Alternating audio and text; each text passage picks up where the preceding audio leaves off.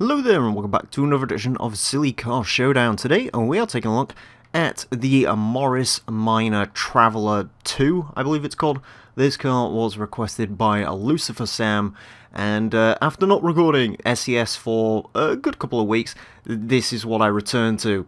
A Morris Minor, one of my least favourite British cars ever made, and Scotian is partly to blame for that. This thing is just woeful. It's awful. I mean, this one's the Traveller, so at least it has wood. That's like the only good thing I can say about it, but yeah. An appallingly bad car, and one that makes, I think, 25 horsepower stock. So naturally, we are going to need to do some pretty major modifications to make this thing, I would say competitive, but I don't expect it to be competitive. Usable. We'll go with that. Anyways, our choice of engine is the inline 4 motorbike engine or the inline 4 turbo rally engine. Now, we haven't actually used the turbo rally engine for a while. The motorbike engine was in the peel, so I'm going to go for the turbo rally for maximum performance. In terms of actual customizable stuff, in line with the usual rules of the series, no Forza aero is allowed, no adjustable aero, so the car is running clean. We, of course, will go with the race tyres, and 215. Okay, 215s is bigger than I was 255s. Okay, 215s, 255s are better than I was expecting, but not by much. We do get the track out option for this car, which is interesting. We will make use of that. Actually makes the rear track quite a bit wider, which should give us a little bit better handling, but we'll have to see about that one. I'm not expecting this one to be quick or a good handling car or anything resembling good, but there you go. Anyways, race suspension is, yeah, it drops this thing to the floor. It looks like a mini hot rod now. Actually looks kind of cool with the suspension lowered all the way, but there you go. Of course, are going to want the roll cage because this is a very old car, and weight reduction is barely going to reduce any weight because it's a Morris Minor. There's not much weight to reduce. Anyways, this is where we're going to get most of our power. Taking the restrictors off gets us to S1839. Not the lowest PI we've ever had, but not a particularly quick one. 668 horsepower, 682 foot-pound torque, 1,561 pounds of weight. Yeah, this thing actually kind of reminds me of the Imp, the first car we really had around that we built up. 3.8 seconds to 60, 180 miles per hour. I will take a quick look at that gearbox, but I don't expect... It looks like this thing has okay gears. Usually with these older cars you do have to go and have a quick check of the gearbox just to make sure it's not running hilariously short ratios, which this one isn't. So yeah, that is our Minor Traveller built up. I'm not expecting this one to be particularly quick, but I have been surprised before. I'm just not expecting this to surprise me, but we won't know until we go to Edinburgh. Okay, so here we are at our Edinburgh track, ready to give the Minor Traveller 5 laps to set the best time it possibly can. Our current leader is the Ferrari Huracan V12 GT, which has a time of 1:55.743. This vehicle unlikely to beat that. In terms of where I'm thinking it's going to go on the leaderboard, somewhere around maybe the VTEC Cadet at 1:55.929, or the Wooded Wanker or 1:53.813, which was set by the Ford Deluxe wagon, the other wooded station wagon we've had go around the course, but it really depends on how well this performs. So far it feels weird. Whoa, okay, that's not something I was expecting it to do. It lifts up on 2 wheels. That's terrifying. The worst bit is, it actually, like, you can put the power down in this. The tyres, you know, 255s are not massive rear tyres, but in terms of, you know, holding up to 668 horsepower, they seem to be doing a pretty good... I mean, I'm flat out here, I've got my finger fully on the trigger. There's a lot of cars you drive around here that you can, you know, only do that in a few select places around the course, but in this one you can pretty much hold it down the entire time. So rear traction's actually pretty good. It's just sort of what everything else does. It is very weird because the front end actually gets turned in quite well as well. But something about it just does feel quite unsettling. You know, that whole, well, going up on two wheels thing. It's not something it's repeated yet, but I feel like that's something that may come into effect later on. But it's actually not bad. It's a lot better than I was expecting it to be, which is a good thing. Also, it's going a lot quicker than I expected it to do so. A 1:59.089 does actually put it in front of the Cadet for now, so that is pretty good. And we'll have to see what it does now that it's sort of fully on its flying laps. I always say the cars get 5 laps. It's technically more like 4, because one of them is sort of from a semi-standing start, but even still, it is technically 5 laps. I believe we have actually had 1 or 2 cars that are really bad that sort of set the fastest laps on the first lap just because of silly mistakes they made. I'm saying they made to excuse me from being blamed for driving cars badly. Yeah, it hasn't done that two-wheeled things yet, but the suspension does feel kind of unsettling. Also, this car is not massively quick in a straight line.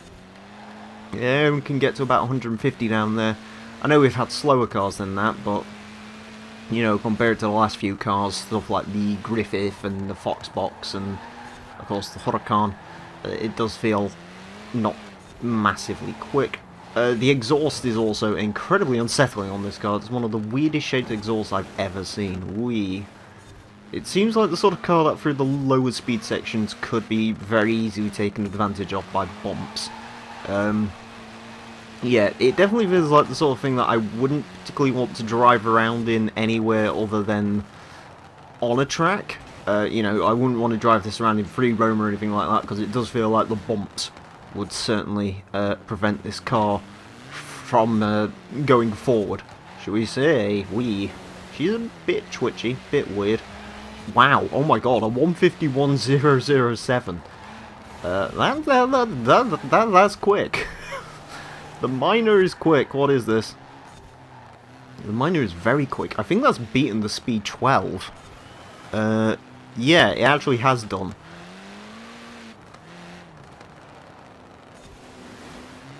Be this good. We're getting surprised by a lot of cars recently. You know, the Transit was surprising.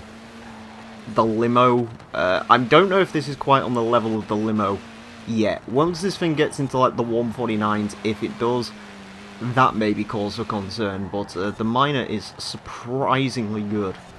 I was not expecting it to be this good, or controlled, or nice. You know, I've driven a few of these sort of modified Minors. I think this one I actually had to build up for an achievement on Fortune Island. But I think that one had like 4-wheel drive, and that wasn't a particularly good driving car. But this is actually... granted, I was basically only driving that to throw it at a danger sign, and obviously, because of the way Fortune Island's laid out, the suspension probably had a couple of issues around there. But yeah, it's surprisingly okay. And this is very weird. It gets through the switchblade section of the track very, very nicely. It's sort of the lower speed sections I was expecting it to have all sorts of issues with, but again, actually sticking the power down to the ground in this thing is not too bad. Oh god, right, that's hindered this lap significantly. But it's not having the issues I thought it would have. The one issue it is having is just its overall straight line speed is not particularly quick. But, you know, this track isn't... There's quite a few straight line sections, obviously. You know, you've got the Glasgow Smile, and you've also got sort of the introduction bit to the track is along straight. But, you know, for the most part, this track is sort of made up of complex corners and very, very short sprints. And because of that... the actual acceleration in the Minor is good. It sort of runs out of puff around 140 miles an hour. But considering for a lot of the track it's only getting up to like 120 tops on some of the straights, it doesn't really matter. This section it does struggle through a little bit. It sort of wants for traction and also can do the two-wheeled thing occasionally through there, but I haven't actually seen that happen all that much since it first happened, so... not too worried about that. yeah, I mean, I'm fully flat to the ground here, and it's handling it all within its stride. It's a very weird car to drive, this Morris Minor Traveller. Also, I just realised it's got 2 wing mirrors on that side and none on the other side. Fantastic. Maybe that's why it's so quick. The weight reduction to the passenger side of the vehicle is naturally helping significantly. Maybe we need like some pizza boxes or something to balance it out, but yeah, it's very quick, it's very good. It's got a good power to weight ratio, don't get me wrong, you know, 660 something horsepower to 1,502 pounds of weight. Again, sort of very similar to the Imp, the other car that ran the turbo rally engine. The only difference is this really can get the power down. The Imp, because it's rear engine, a lot of stress on that rear axle, just wasn't quite as quick as maybe it could be. But this is, yeah, a very solid car. Anyways, the final lap for the Traveller. Let's see what we can do. Got on 2 wheels quite a bit through there.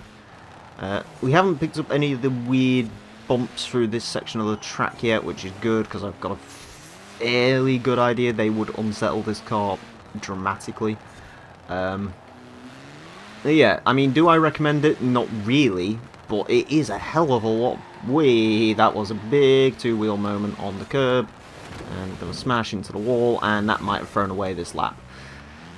I mean, even still, if that has thrown away the lap, the 151.007 is still a phenomenal time. A lot quicker than I was expecting the Traveller to go.